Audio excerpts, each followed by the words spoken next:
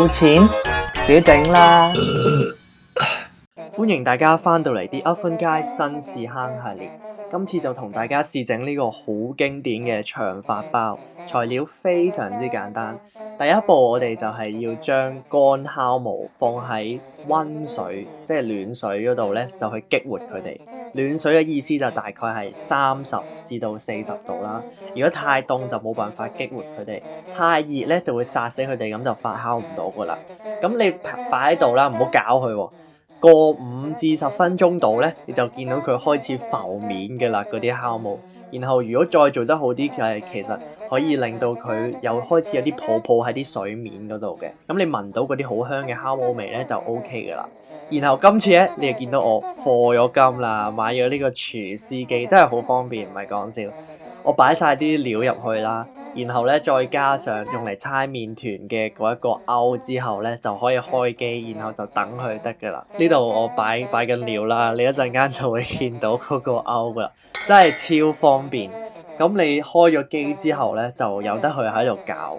咁呢個唔係廣告嚟嘅，即係講明先。但係我買呢個機嘅時候咧，真係好抵啦，2000蚊就有齊呢度嘅嘢啦，跟住有得整碎嗰啲菜啦，有得榨汁啦，有得整雪糕添喎。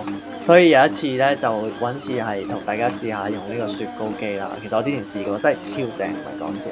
咁你呢度打佢啦，唔係打係猜佢嘅，佢慢慢嚟嘅。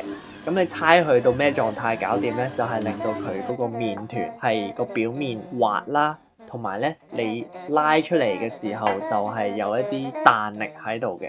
唔會係你拉出嚟咧就好容易爛，同埋如果嗰個麵團係仲係好濕啊，黐住你隻手嘅時候咧，你就知道你需要再搓多一段時間。咁我呢度就用手去幫佢整一整形啦，然後就可以攞去發酵噶啦。咁發酵嚟講咧，就好需要睇溫度同埋濕度嘅。如果你呢個室溫嘅狀態唔方便你控制你個溫度同埋濕度咧，我建議你可以擺喺個箱入邊啦。咁個箱入邊你加杯暖水啊，就可以令到佢嗰個溫度同濕度就係你想要噶啦。然後發酵完你就見到佢嗰個 difference 係幾咁大。你幾時知道佢係發酵完畢咧？就係你擺隻手指入去，吉個窿，然後個窿係唔會變形，可以 keep 住佢個窿嘅形狀咧，咁你就知道係發酵完畢啦。咁跟住我哋其實已經過咗一大半嘅啦，嗰個程序。因為你過第一次發酵之後，你要做咩？就係要去猜佢去到長嘅圓形啦。死啦，我唔知點樣講添。長條形係啦，長條形。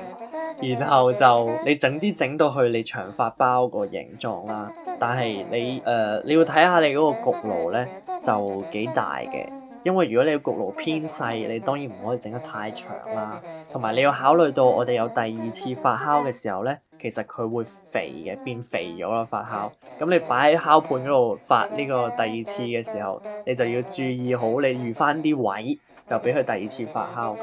咁其實點解要第2次發酵咧？就係因為可以令到嗰啲酵母咧再一次去吸埋剩低嗰啲糖，有啲嘢食去再發酵，即係咁講啦，我唔知啊。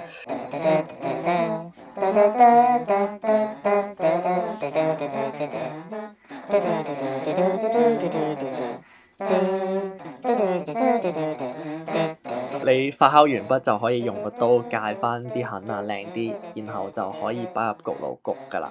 OK，咁焗完之後咧就哇咁快就搞掂咯，唔係講笑，真係超快。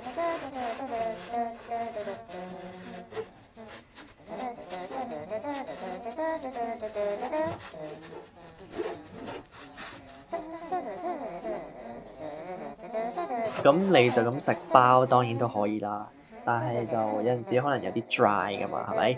咁你可以加一啲蒜蓉喺切咗面嘅嗰啲麵包上邊啦。咁你蒜蓉係點樣整咧？你就自己上網揾啦，我唔同你講啦。